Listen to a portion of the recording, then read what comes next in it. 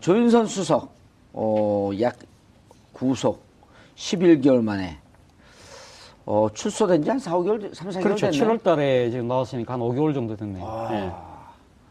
5개월 동안 잠도 못 잤을 텐데. 얼굴은 좀 좋아졌는데. 그렇죠. 본인 입장에서는 아마 7월달 집행유예가 나왔으면 항소심만 잘하면 되겠다 생각했는데 생각지도 않았던 국정원 특수활동비가 튀어나온 것이죠. 기존에 있던 건 지난번에 6년 구형을 받았어요. 김기춘 그렇죠. 비서실장 7년 예. 구형을 받았는데 이거는 그 당시 행정관들의 진술. 네. 누가 그리고 또 박준우 당시 그 진술은 앞서 있지만. 전 정무수석의 예. 법정에서 유리한 진술을 해주는 바람에. 예, 진술은 예. 있지만은 그분도 그분은 좀 불리한 진술했죠. 그분은. 아니, 1심에서. 그러니까 1심에서는 조윤선 수석에게 상당히 유리한 유리한 진술을 했고 진술했다가 항소심에서는 그걸 뒤집었죠. 예. 근데 이제 또 예. 행정관 2명은 예. 여전히 진술을 뒤집지 않고 있기 때문에 예. 그건 이제 50대 50이라고 그렇죠. 봐도 예. 이번 특활비 같은 경우는 그렇죠. 빼박이 아닌가요? 일종의 이거는 뇌물이거든요. 뇌물로 지금 보여지는 거기 때문에 이 부분에 대해서 뭐 지금 앞서 그 지금 문고리 3인방 중에 2사람도 지금 특수활동비 이 지금 수령을 한 것 때문에 구속이 됐지 않습니까? 그렇죠. 그리고 또 지금 안봉근 이재만. 예, 안봉근 이재만. 그리고 또 추가적인 혐의가 또 있는 것이죠. 화이트리스트. 이 정경련에다가 외압을 행사를 해서 정경련이 극우단체들을 지원했다. 극우단체를 지원하는 이러한 그 행위를 한 것도 있기 때문에 사실은 지금 빠져나가기가 쉽지 않아 보입니다. 저는 뭐 법률 전문가는 아니지만 뭐 이렇게 객관적인 일반적인 시민적 상식의 눈잣대로 봤을 때는 네. 저는 빠져나가기 쉽지 않아 보입니다. 이게 지금 검찰은 이 특활비를 받은 것 자체를 뇌물 수수로 지금 판단하는 것 같습니다. 예. 그래서 이번에 그렇게 적용해서 영장을 청구를 했고 만약 발부된다고 한다면 기소도 그렇게 할 텐데 중요한 거는 지금 조윤선 전 수석의 어떤 그 항변이죠. 전액 공적인 업무에 썼다. 관행으로 알았다라고 하면서 뇌물죄는 전혀 아니다라고 주장을 하고 있는데 그렇다면 중요한 게 이 전액 공적 업무에 썼다는 주장이 사실을 하더라도 그렇다면 이 공적 업무가 도대체 뭐냐라는 점이 굉장히 좀 중요한 그런 쟁점이 될 것 같습니다. 예. 예를 들어서 이러한 것 자체를 조윤선 전 장관이 어떤 그 개인적으로 연결되는 목적으로 사용했다.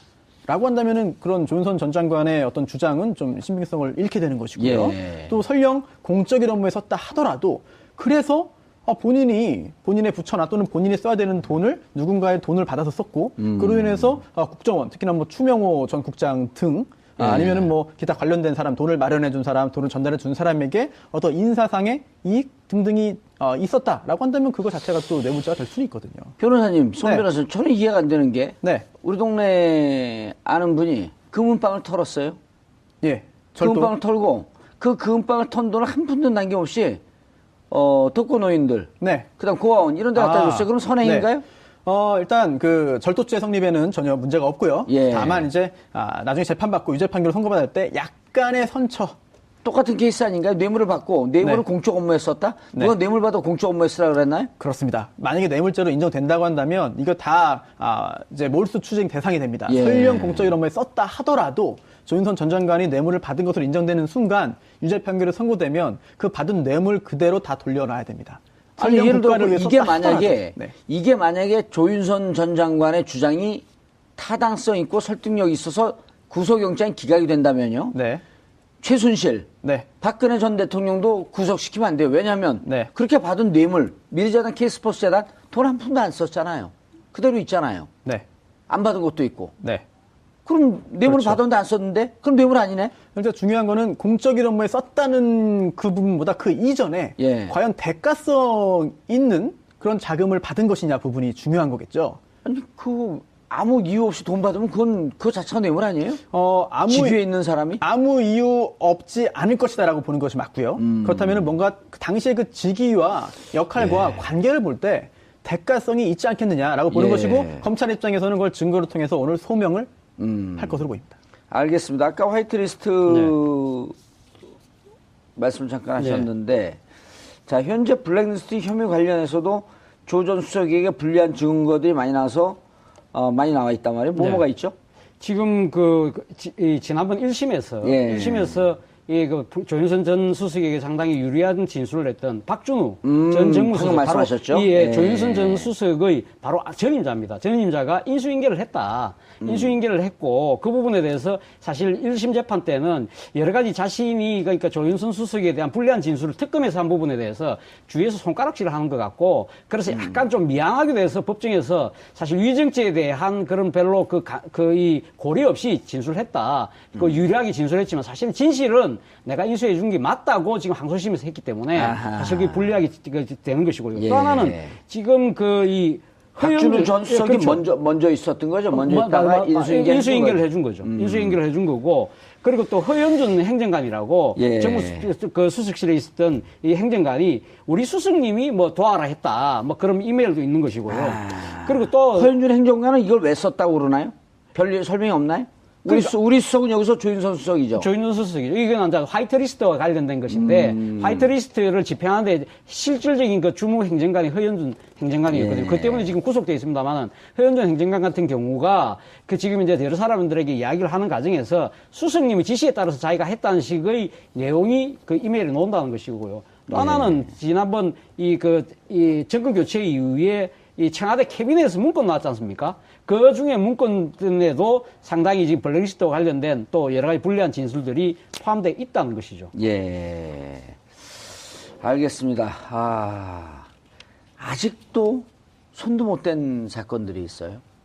적폐청산, 적폐청산에 대해서 드라이브를 걸고 있고, 지금도 보면 50% 후반에서 60% 초반까지 적폐청산 끊이지 않고 계속 가야 한다. 문무일 총장도 또 그런 얘기를 했어요. 새해가 들어서도 적폐청산에 대한 수사는 계속 진행될 것이다. 네, 법적으로도 이제 보면은 검찰의 직무이죠. 당연히 해야 되는 것이고, 또 여론조사를 해봐도 적폐청산에 대한 그 지지가 굉장히 큽니다. 지지 여론이 크고요. 그리고 또 이게 전 정권, 박근혜 정권 당시 또는 그 전 정권, 이제 네. 이명박 정권에서 있었던 일들이 많은데 또 공소시효가 문제됩니다. 그렇다면은 이 수사의 속도를 늦추거나 아니면 수사에 착수하지 않았을 경우에는 나중에 굉장히 큰 비판을 받을 수가 있습니다. 특히나 이제 혹시라도 어떤 사안에 대해서 수사를 하라는 여론이 있거나 아니면 법조계에서도 이건 문제된다라고 하는 그런 지적들이 있었는데 검찰에서 수사에 착수하지 않아서 또는 수사에 적극적으로 나서지 않아서 공소시효가 완성되어 버린다면 그 부분에 대해서는 정말 더 이상 법적으로 다툴 수 없는 상황이 초래되고 말거든요. 예. 그렇기 때문에 문무일 총장도 그런 상황이 발생하지 않도록 하기 위해서 노력을 할 것으로 보이고 해야 되겠죠. 오민석 판사가 오민석 예. 부장판사네요. 예. 권순호 부장판사, 오민석 부장판사, 예. 강부영 단독판사. 예. 왜 우리가 그런 걸 외우면서 살아야 되죠? 지금 그만큼 지금 이 적폐와 관련된 수사에서 이 상당히 서울중앙지방법원 내 상당히 또 영장이 지금 몰리다 보니까 또 그 개별 사안 하나하나 자체가 많은 국민적 관심과 또 거기 또 향후 미치는 파장이 크지 않습니까? 그러다 보니까 이걸 실질적으로 담당하고 있는 판사분들에 대해서 역대 경우와 달리 많은 국민적 시선이 지금 모아지고 있는 것이죠. 우병우 연수원 19기 이런 걸 왜 외워야 되죠? 서울대 대학교 3학년 때 사법고시를 패스했다 이런 걸 왜 외워야 되냐고요. 그냥 국민은 국민으로서의 자연스러운 권리만 누리고 의무만 다하고 살면 되는데. 워낙에 또 뉴스에 보도가 많이 되고 예. 또 약간 좀 납득하기 어려운 결정들이 나오기 때문에 국민들께서도 그런 부분을 외우려고 외우는 게 아니라 하도 많이 접하니까 외워지는 것 같습니다. 제가 외우면 5천만 국민이 다 외우고 난 다음에요. 그런가요? 예. 제가 암기를 우리 대한민국 5천만 국민 중에 거의 꼴찌에 해당하기 때문에. 네. 예. 이거 외우려고 저는 얼마나 힘이 들었겠어요. 아니, 근데 그 주요한 그런 그 법조인들의 어떤 기수라든지 보직이라든지 그동안의 뭐 경력이라든지 그거 굉장히 많이 알고 계시잖아요. 좀 있어 보이려고. 효과가 좀 있는 것 같습니다. 네.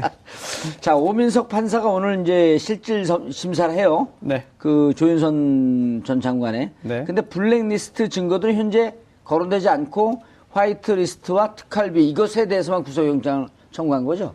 예, 그렇습니다. 이번에 구속영장 구속해야 된다라고 할 때 구속영장에 그런 구속의 사유가 있는데 그럼 범죄 혐의가 드러나겠죠. 들어있는 거죠. 거기에 보면 국정원 특활비가 뇌물이다라는 점, 또 화이트리스트가 직권남용이다라는 점 등등의 그걸 이유로 구속영장을 청구한 것이기 때문에 그러한 부분에 대한 범죄 사실을 소명하기 위한 소명전화가 첨부돼 있을 것이고요. 또 이런 것도 있습니다. 원래는 뭐 공소 제기할 때는 공소장 1번주의이기 때문에 기타 다른 범죄 사실에 대한 거를 적으면 안 되는 것이지만 네. 이 사람이 굉장히 좀 위험한 사람이다라든지 또는 과거에도 법을 좀 우습게 한다라든지 이런 점을 보이기 위해서 직접적으로 관련은 없지만 다른 사항도 증거 자료로 참고 자료로 덧붙여서 제출할 수는 있거든요. 제가 블랙리스트 검사라면 자료도 좀 넣긴 넣겠네요. 그러면. 뭐 넣을 수도 있는 거죠. 정말 어떻게든 구속을 시키기 위해서 모든 노력을 아마 할 것인데 이렇게 다른 사안에 대한 그 자료를 참고 자료 내지 소명 자료로 제출하는 것 자체를 불법이라고 보기 어렵기 때문에. 예. 네. 또 하나 궁금한 게 이번에 보면 이제 우리 사회 공직자로서 거의 장관급 위치에 있는 분들이 많이 구속이 돼요. 네. 그런데 이제 일반적인 국민들의 법 감정은 이렇게 국정농단한 사람들을 당연히 구속 수사해야지. 네. 라는 국민 감정은 있지만 또 한켠에서는 불구속 수사와 불구속 재판의 원칙을 지켜야 한다. 네. 그런데 유독 국정농단 사건에 대해서만 거의 모두 구속영장을 청구하는 이유는 뭔가요? 맞습니다. 지금 말씀하신 대로 불구속 수사와 재판이 원칙입니다. 그런데 예외적으로 구속 사유가 존재하면 구속해야 되는 것인데 네. 이게 유명한 사람 그리고 또 모두가 아는 사람 이런 사람에 대해서는 구속 사유가 강하게 존재한다라고 보는 측면이 있고 또 반대 측면도 있습니다. 왜냐면요. 굉장히 많이 알려진 사람이기 때문에 도주 우려가 없다.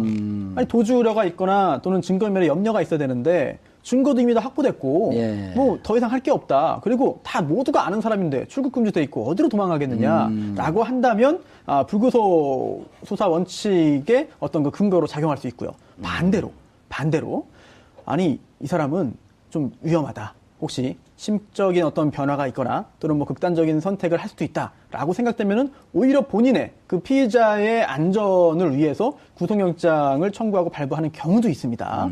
그렇기 때문에 구체적인 어떤 뭐 공직자 또는 장관 또는 전 수석 유명한 사람 정치인이라고 해서 하나로 작용하는 것이 아니라 그 상황 그 사람의 성격 지금 진행 정도에 따라 가지고 달라지기 때문에 결국은 객관적인 그런 사정을 다 보기 전까지는 하나의 기준으로 말씀드리기 좀 어려운 측면이 있죠. 사실 뭐 이런 측면도 있는 것 같습니다. 국민의 법감정이라는 게 있지 않습니까? 그렇죠. 역대 정권에서도 법감정이 법감정이라는 것이 뭐 감정법. 그렇죠. 감정법인데 그것이 뭐 이 실체적인 건 아닙니다만 그럼에도 불구하고 사실 역대 정권에서 보면 이런 중요한 정치적 사안들과 연루된 사건에 대해서 어떻게 보면 좀 징벌적 형태로 사전구속영장을 발부를 신청을 해서 뭐 미리 좀 이 죄를 단죄를 하는 듯한 그런 효과를 봤던 게 사실이거든요. 예. 그런 부분에 대해서 지금 물론 뭐 문재인 정부가 상당히 국민의 그 기대를 안고 출범을 했습니다만 그러한 사법적 간행을 하루아침에 바꾸기가 쉽지 않다는 것이죠. 그리고 또 하나는 지금 이 적폐와 관련된 수사 자체가 국민적 공분을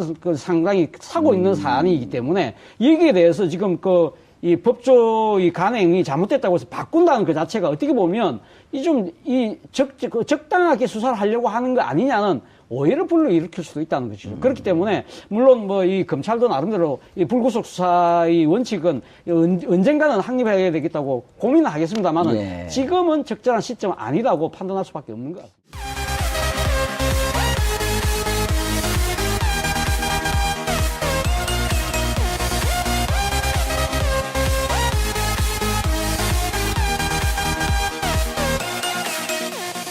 했고 그 부분에 대해서 사실 1심 재판 때는 여러 가지 자신이 그러니까 조윤선 수석에 대한 불리한 진술을 특검에서 한 부분에 대해서 주위에서 손가락질을 하는 것 같고 그래서 약간 좀 미안하게 돼서 법정에서 사실 위증죄에 대한 그런 별로 이 고려 없이 진술했다.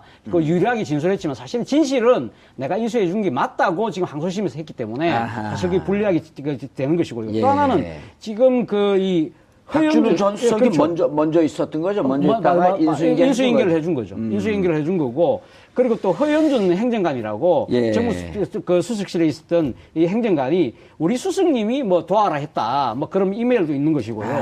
그리고 또 허영준 행정관은 이걸 왜 썼다고 그러나요? 별 설명이 없나요? 우리 수석은 여기서 조윤선 수석이죠. 조윤선 수석이죠. 이건 이제 화이트리스트와 관련된 것인데 화이트리스트를 집행하는데 실질적인 그 주무 행정관이 허영준 행정관이었거든요. 예. 그 때문에 지금 구속되어 있습니다만은 허영준 행정관 같은 경우가 지금 이제 여러 사람들에게 이야기를 하는 과정에서 수석님의 지시에 따라서 자기가 했다는 식의 내용이 그 이메일에 나온다는 것이고요. 또 하나는 지난번 이 정권 교체 이후에 이 청와대 캐비넷에서 문건 나왔지 않습니까? 기각이 된다면요? 네. 최순실, 네. 박근혜 전 대통령도 구속시키면 안 돼요. 왜냐하면 네. 그렇게 받은 뇌물, 미래재단, K스포츠재단 돈 한 푼도 안 썼잖아요. 그대로 있잖아요. 네. 안 받은 것도 있고. 네. 그럼 뇌물을 그렇죠. 받았는데 안 썼는데? 그럼 뇌물 아니네? 그러니까 중요한 거는 공적인 업무에 썼다는 그 부분보다 그 이전에 예. 과연 대가성 있는 그런 자금을 받은 것이냐 부분이 중요한 거겠죠. 아니, 아무 이유 없이 돈 받으면 그거 자체가 뇌물 아니에요? 아무 직위에 있는 사람이? 아무 이유 없지 않을 것이다라고 보는 것이 맞고요. 그렇다면 뭔가 그 당시의 그 직위와 역할과 관계를 볼 때 대가성이 있지 않겠느냐라고 보는 예. 것이고 검찰 입장에서는 그걸 증거를 통해서 오늘 소명을 할 것으로 보입니다. 알겠습니다. 아까 화이트리스트 말씀 잠깐 하셨는데, 자, 현재 블랙리스트 혐의 관련해서도 조 전 수석에게 불리한 증거들이 많이 나와서 많이 나와 있단 말이에요. 뭐가 있죠? 지금 지난번 1심에서 예. 1심에서 조윤선 전 수석에게 상당히 유리한 진술을 했던 박준우 전 방금 정무수석 말씀하셨죠? 예, 예. 조윤선 전 수석의 바로 전임자입니다. 전임자가 인수인계를 했다. 인수인계를 잃게 되는 것이고요. 예. 또 설령 공적인 업무에 썼다 하더라도 그래서 본인의 부처나 또는 본인이 써야 되는 돈을 누군가의 돈을 받아서 썼고 그로 인해서 국정원 특히나 뭐 추명호 전 국장 등 아니면은 뭐 기타 관련된 사람, 돈을 마련해 준 사람, 돈을 전달해 준 사람에게 어떤 인사상의 이익 등등이 있었다라고 한다면 그거 자체가 또 뇌물죄가 될 수는 있거든요. 변호사님, 송 네. 변호사님, 저는 이해가 안 되는 게 네. 우리 동네 아는 분이 금은방을 털었어요. 예. 금은방을 털고 그 금은방을 턴 돈을 한 푼도 남김없이 독거노인들, 네. 그다음 고아원 이런 데 갖다 줬어요. 그럼 선행인가요? 네. 일단 그 절도죄 성립에는 전혀 문제가 없고요. 예. 다만 이제 나중에 재판받고 유죄 판결을 선고받을 때 약간의 선처. 똑같은 케이스 아닌가요? 뇌물을 받고 뇌물을 네. 공적 업무에 썼다? 네. 누가 뇌물 받아 공적 업무에 쓰라고 그랬나요? 그렇습니다. 만약에 뇌물죄로 인정된다고 한다면 이거 다 이제 몰수 추징 대상이 됩니다. 예. 설령 공적인 업무에 썼다 하더라도 조윤선 전 장관이 뇌물을 받은 것으로 인정되는 순간 유죄 판결이 선고되면 그 받은 뇌물 그대로 다 돌려놔야 됩니다. 아니, 설령 예를 들어 국가를 위해 이게 썼다 만약에 하더라도. 네. 이게 만약에 조윤선 전 장관의 주장이 타당성 있고 설득력이 있어서 구속영장 조윤선 수석 약 구속 11개월 만에 출소된 지 한 4, 5개월, 3, 4개월 그렇죠. 됐네. 7월 달에 지금 나왔으니까 한 5개월 정도 됐네요. 예. 5개월 동안 잠도 못 잤을 텐데 얼굴은 좀 좋아졌는데 그렇죠. 본인 입장에서는 아마 7월달 집행유예가 나왔으면 항소심만 잘하면 되겠다 생각했는데 생각지도 않았던 국정원 특수활동비가 튀어나온 것이죠. 기존에 있던 건 지난번에 6년 구형을 받았어요. 김기춘 그렇죠. 비서실장 7년 예. 구형을 받았는데 이거는 그 당시 행정관들의 진술. 네. 누가 그리고 또 박준우 당시 그 진술은 앞서 있지만. 전 정무수석의 예. 법정에서 유리한 진술을 해주는 바람에 예, 진술은 예. 있지만은 그분도 그분은 좀 불리한 진술했죠. 그분은. 아니, 1심에서. 그러니까 1심에서는 조윤선 수석에게 상당히 유리한 유리한 진술을 했고 진술했다가 항소심에서는 그걸 뒤집었죠. 뒤집었죠. 예. 근데 이제 예. 또 행정관 2명은 예. 여전히 진술을 뒤집지 않고 있기 때문에 예. 그건 이제 50대 50이라고 그렇죠. 봐도 예. 이번 특활비 같은 경우는 그렇죠. 빼박이 이거 아닌가요? 일조 이거는 뇌물이거든요. 뇌물로 지금 보여지는 거기 때문에 이 부분에 대해서 뭐 지금 앞서 그 지금 문고리 3인방 중에 2사람도 지금 특수활동비 이 지금 수령을 한 것 때문에 구속이 됐지 않습니까? 그렇죠. 그리고 또 지금 안 본 건 이제만. 예, 안 본 건 이제만. 그리고 또 추가적인 혐의가 또 있는 것이죠. 화이트리스트. 이 정경련에다가 외압을 행사를 해서 정경련이 극우단체들을 지원했다. 극우단체를 지원하는 이러한 그 행위를 한 것도 있기 때문에 사실은 지금 빠져나가기가 쉽지 않아 보입니다. 저는 뭐 법률 전문가는 아니지만 뭐 이렇게 객관적인 일반적인 시민적 상식의 눈잣대로 봤을 때는 네. 저는 빠져나가기 쉽지 않아 보입니다.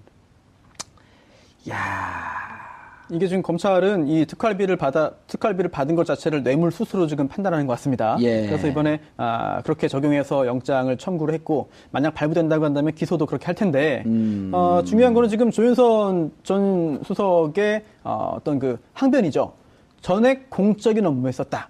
관행으로 알았다라고 하면서 뇌물죄는 전혀 아니다라고 주장을 하고 있는데 그렇다면 중요한 게 이 전액 공적 업무에 썼다는 주장이 사실이라 하더라도 그렇다면 이 공적 업무가 도대체 뭐냐라는 점이 굉장히 좀 중요한 그런 쟁점이 될 것 같습니다. 예. 예를 들어서 이러한 것 자체를 조윤선 전 장관이 어떤 그 개인적으로 연결되는 목적으로 사용했다라고 한다면은 그런 조윤선 전 장관의 어떤 주장은 좀 신빙성을